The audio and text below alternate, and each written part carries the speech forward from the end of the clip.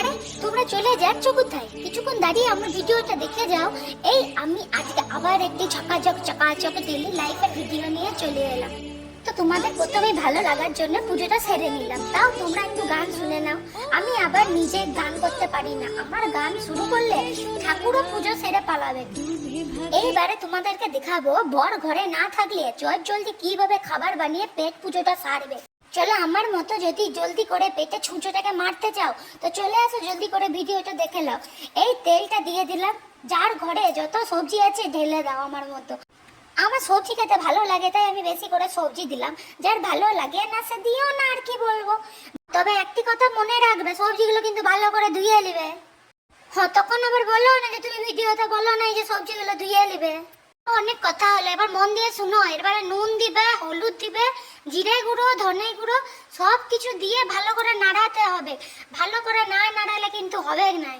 ভালো করে এইদিকে নাড়াইয়া ওইদিকে নাড়াইয়া ভালো করে ভেজে নিবে। দেখবে সবজিগুলো একটু যেন সেদ্ধ হয়ে যায় তুমি ভাজতেই।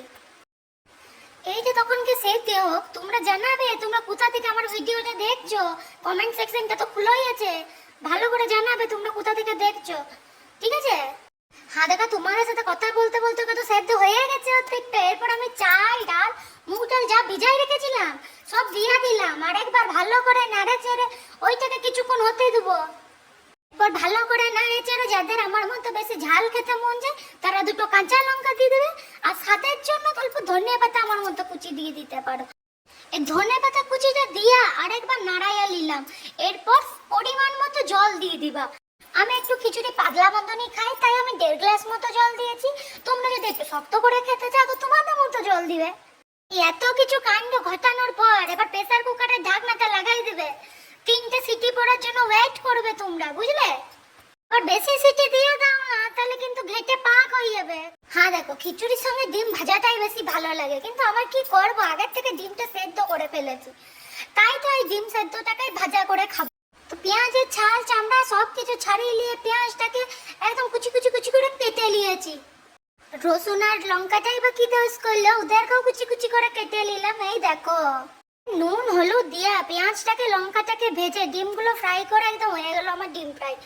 আর দেখো এদিকে আমাদের খিচুড়ি কিন্তু রেডি। একবার প্রেসার কুকারে ঢাকনা খুলিয়ে চেক করে নিলাম যে সব চাল টাল সব সেদ্ধ আমার মতো হয়ে গেছে কিনা, পাক হয়ে গেছে কিনা। এরপর তেল আর জিরে দিয়ে ছকে নিলাম। এরপর তুমি আরামসে খাও, কোনো অসুবিধা নাই। তুমি যা খুশি দিয়ে খেতে পারো, মাছ মাংস ডিম যা খুশি দিয়ে খিচুড়িকে তুমি খেতে পারো। তো আপাতত চলি, বুঝলে? তোমরা এই ভিডিওটা দেখে কেমন মজা লাগলো কমেন্ট সেকশনে জানাবে। টাটা বাই বাই, দেখা হচ্ছে পরের ভিডিওতে।